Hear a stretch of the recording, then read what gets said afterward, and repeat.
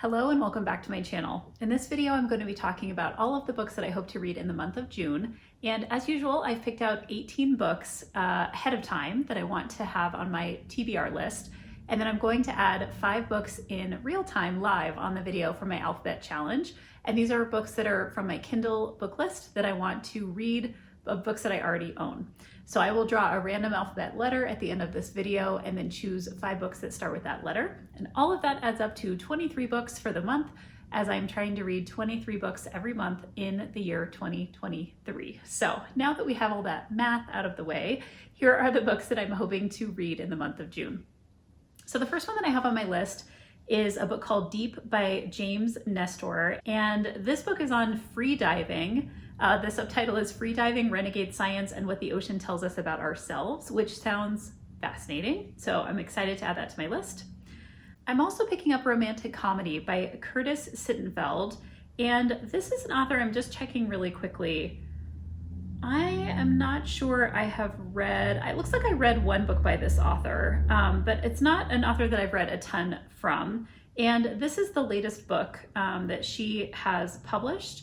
And it is about a comedy writer who works for, I think, a show that's kind of like Saturday Night Live. And so this has been getting a lot of pretty good buzz. And so I decided to add that to my list as well. I also added, I think, back onto my list, I've tried to read this before, The Devil's Stone by Kara Ramsay. This is an author that I've really wanted to try, and I just have not been able to get myself to read either this book or other series that she has. And so this is the month. I'm going to try her out and see what I think. Also picked up All That Is Mine, I Carry With Me by William Landay. And this is an author that I have read before and actually really enjoyed his book, Defending Jacob. And so when I saw that he had a new book out, I wanted to pick it up. And I think that kind of general premise of this book is that a mother goes missing and the father is presumed guilty. And the children have kind of doubt as to what happened to the mother. And I think this happens in like the 1970s. And then in present day, a body is found, her remains are found. And so it's kind of the family figuring out, what happened to this woman. Love this kind of story where it kind of goes back and forth between past and present. So really looking forward to that. I'm also adding to my list a book called Wayward by Amelia Hart. And pretty much all I needed to know about this is it says 2019 under cover of darkness, Kate flees London for ramshackle wayward cottage. And I'm like, oh, there's a ramshackle cottage. That's good enough for me. I'm interested to see where this goes. And it looks like this is she's running away from an abusive partner. And then there's also kind of a historical element about witch hunts of the 17th century. And then also a historical element about World War II. So it's kind of like the story, I think, of this house and different characters who have come and gone in this house. And that sounds really good. So I actually have that on audio and physical copy for my library. So looking forward to that. I'm also picking up another backlist book by Catherine Center called The Bodyguard. And this is one of her more recent books. I've been just kind of working my way through her backlist because I really enjoy it. This is basically about a female bodyguard who is protecting an actor. And then I think they go home to visit his family and she pretends that they're dating because I don't think he wants his family to know that he has a bodyguard. So Catherine Center is just always a solid read for me. I love everything that she puts out, so looking forward to that. I also added to my list a nonfiction book called My Glory Was I Had Such Friends by Amy Silverstein. Amy Silverstein was recently in the news because she had written an article in the New York Times about how she has had a couple of heart transplants, and the medication that she takes for her heart transplants is one of the things that contributed to her getting cancer. And she actually recently died. But she was trying to raise awareness about how heart transplant medication is kind of toxic for the body, and it's helpful in keeping a heart, like alive in a transplanted organ, for a body that has a transplanted organ, but that it's harmful in all these other ways. And so this is actually a memoir about the second time that she had a heart transplant and the friends that came around her to support her in that process. And I don't know much about this person. I just kind of read this piece in the New York Times and had just a lot of empathy for her situation. And I just found out she had this other nonfiction book, and so I thought I would pick that up. Okay, also adding to my list, Upgrade by Blake Crouch. I have read several other Blake Crouch books and loved every one of them. This is an author that kind of like John Mars does like speculative fiction and science fiction. And I was really interested to kind of see, that this is his most recent book. This is about a main character that it says he's about to get the brain he always dreamed of, but will he be transformed into something more than human or something less? So I think in this book, there's a kind of medical procedure that's done on the main character, and it's unclear kind of what exactly has happened, but he starts to get smarter and smarter, after he has this medical procedure, and the story kind of goes on from there. So Blake Crouch often has books that they're a bit of a puzzle, and you have to just kind of like work your way through them to figure out what's going on. And so I always appreciate getting a new book from him. I'm also going to pick up the most recent book in the Ruth Galloway series by Ellie Griffiths called The Last Remains. This is book number 15 in the series. This will help catch me up in the series, so I'm really looking forward to seeing what the latest installment is about. This is, as most of her books are about, Dr. Ruth Galloway, who is an archaeologist, is called to the scene where there are a crime scene where there are bones, and she has to kind of like figure out what is the dating of the bones and whether they're modern or whether they're kind of very old. And in this case they happen to be modern, and they're the remains of a young archaeology student who went missing in the early 2000s, and so she becomes kind of embroiled in solving that case. Also on my list is a book called The Twyford Code by Janice Hallett. I also read her book called The Appeal and found it really interesting. She was kind of playing with medium, and that it was a lot of email correspondence basically in The Appeal, and in this particular book it's a lot of audio transcripts, so I find that kind of interesting. I actually started this book in the last month or so when I had jury duty, and then I never finished it, so I need to pick it back up. But basically this is the story of a teacher who goes missing, and one of the students thinks it's tied to a particular book manuscript and like a puzzle or a map in a book manuscript, and so he starts to investigate what happened to this teacher. And he has a bunch of audio files that he's creating throughout this process, and that's what we're reading in the book. So kind of a fun, setup there. I'm looking forward to it. Okay, and then of course I'm picking up another backlist John Mars because I still have some left that I haven't read. This one is called The Good Samaritan, and it is about a woman who is on kind of a crisis line from what I can understand. And I think that she is actually trying to get people to commit suicide, like even though that's the opposite of what she's been supposed to do. But now there's somebody who kind of understands that this is what she's trying to do and is, I think, trying to get her to be held accountable, for these actions. And so kind of interesting, dark, as John Mars typically is. Looking forward to seeing how that book goes. I have that on audio as well.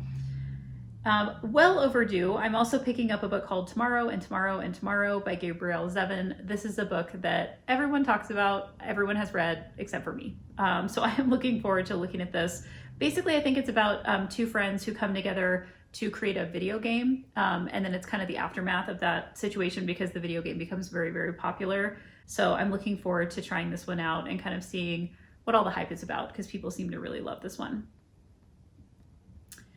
Okay, after that, I am going to pick up a book called One of Us is Lying by Karen McManus. And this is actually a book I'm picking up. I've seen it around for a while, but somebody who watches these videos recommended it to me in a comment. And so I thought, yes, of course I will pick this up. So keep in mind, if you have books you want me to be reading, please drop them into a comment below the video. I always love to see the kinds of things you're recommending for me. I believe this is kind of a young adult mystery, which I always find to be really fun. So looking forward to picking that up as well. And it's the first in a series. So I would expect I'll probably read more than one. I also have on my list The Diamond Eye by Kate Quinn. And normally I don't really enjoy historical fiction just as a rule, like it's not really a genre that I enjoy, but I really enjoy Kate Quinn's books, and she's kind of known for her historical fiction. So I have read a couple different things by her that I really liked. And this is basically a World War II story of a quiet bookworm who becomes history's deadliest female sniper, based on a true story. So really interested in picking that one up too. Also in a nonfiction space this month, I'm going to pick up The Devil in the White City by Erik Larson. This is another book that I've heard about for a really long time, but I have never picked it up. I don't think I've read anything by Erik Larson, but I know him from various other things that he's written. So in this book, Eric Larson talks about two men and he kind of like juxtaposes them against each other. One of them is an architect and who's been involved in building some of the country's most like historical structures across different cities.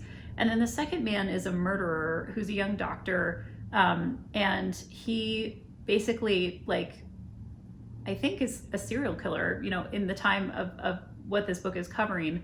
And so he has kind of this cast of characters that he's drawing like a number of characters around from a particular time period. And I think this is set around kind of the World's Fair as well. I don't know much about it.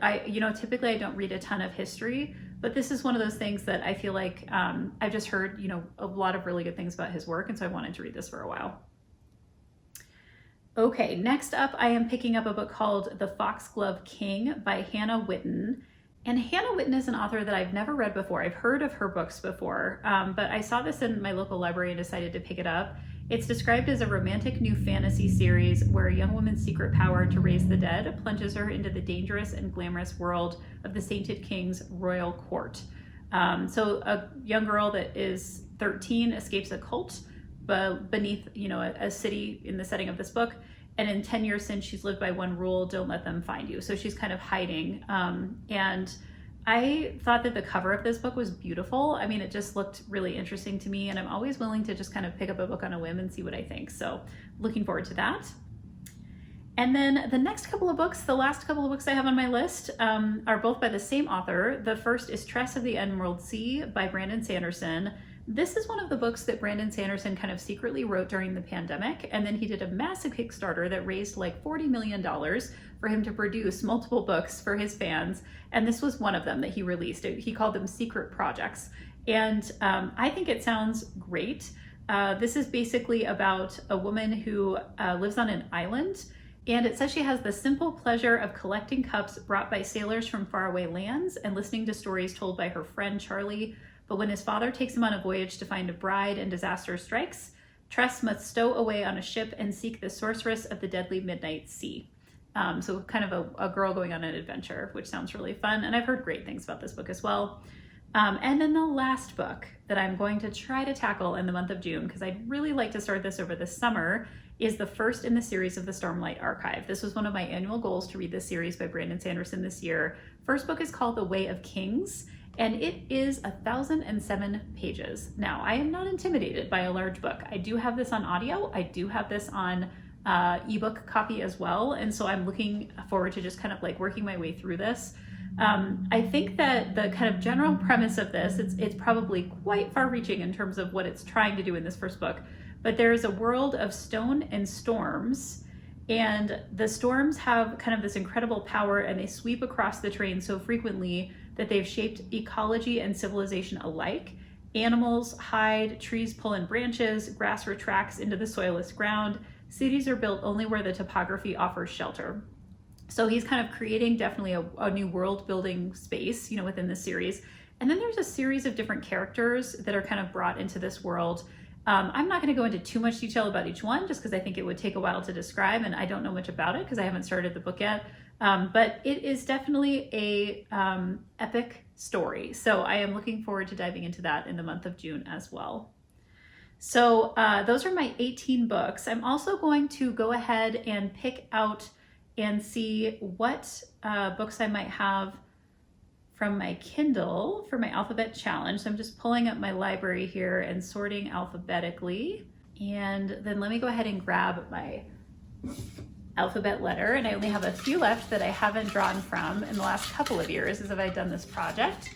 Let's see what I pull out. Okay, so I have pulled up the letter D, and what I'm going to do is pull up the D books in my Kindle here and see what I might want to add, the 5 books I might want to add to my list in the coming month. And I'm going to do a quick scan here just to see what kinds of things I have. And I've already found my first one. So the first book I'm going to pick is one called Deadly Waters by Dot Hutchison. This is somebody that I stumbled across. She has another series about kind of a serial killer who's kidnapping women, and there were several books that involved kind of different FBI characters. And this is a separate book series for, I'm not sure if it's a series or standalone, but I'm pretty sure it's about a college age girl that is kind of a, like she is going after criminals and killing them, but she's doing it because she's kind of a good person going after bad people. And I thought the premise of this was really interesting. I don't know much else about it. So I'm looking forward to picking that one up in the month of June. Let's see. Next up, I am going to pick up a book called Defy the Night by Bridget Kemmerer.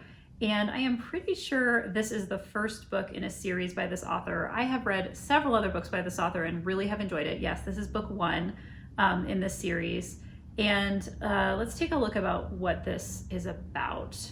So it says, a desperate prince, a daring outlaw, a dangerous flirtation. In the wilds of Kandala, apothecary apprentice Tessa has been watching people suffer for too long.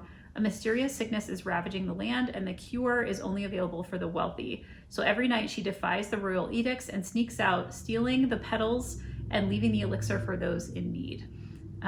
Sounds interesting. Okay, so I'm gonna pick up Defy the Night. Let's see. I feel like this might be a mistake, but I'm gonna add this to my list anyway because I'm just really interested in it. There's a book called The Deluge by Stephen Markley, and this is a book that falls into the category of what some people are calling cli-fi or climate fiction.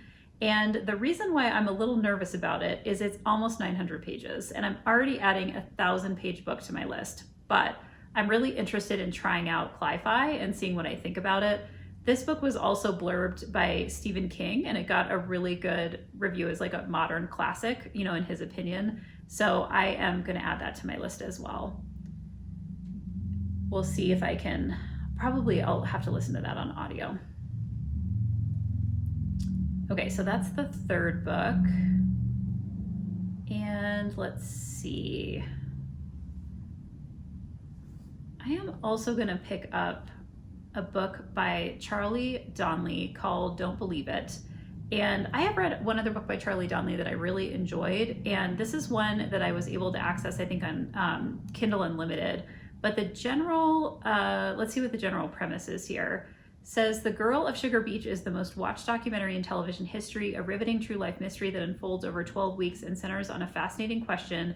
Did Grace Siebold murder her boyfriend Julian while on a spring break vacation, or is she a victim of circumstance and poor police work? She spent the last 10 years in prison and reached out to a filmmaker in a last desperate attempt to prove her innocence. So, sounds interesting. I'll go ahead and pick that one up as well. And let's see, there's actually a lot of really good ones here. This is hard to pick. The last book I think I'm going to try is a book called The Do-Over by Lynn Painter. And this is one that I believe is a romance. It says, after living through a dumpster fire of a Valentine's Day, Emily Hornby escapes to her grandmother's house for some comfort and a consolation pint of Ben & Jerry's. She passes out on the couch, but when she wakes up, she's back home in her own bed, and it's Valentine's Day all over again, and the next day, another Nightmare B-Day. So this sounds like a little bit like a Groundhog Day kind of situation. And so it looks like on this day in particular, unfortunately, her boyfriend is cheating on her. And so she's having to see this particular thing happen multiple times. How many days can one girl passively watch her life go up in flames? Okay, I've heard good things about this one, so I'm looking forward to picking that up as well. So a couple of really good ones in there. I'm actually really excited about all these books I'm going to be picking up in the month of June. Stay tuned to see what I'm able to get through, especially with these really long books I've added to my list. And until I see you next time, happy reading.